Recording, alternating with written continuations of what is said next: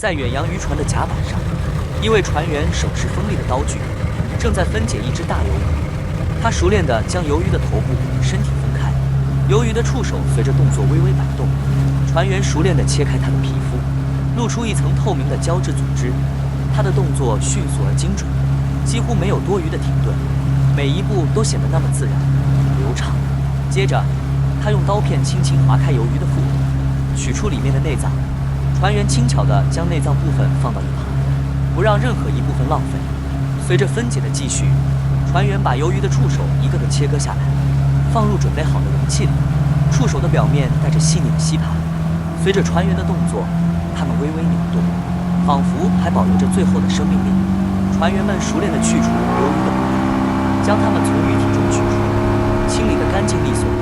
随后，他将鱿鱼的外皮剥除，露出一层嫩白的肉质，这正是最受欢迎的部分。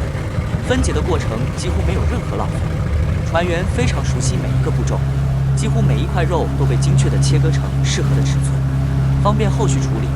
经过短短几分钟的忙碌，这条大鱿鱼就被分解完成了。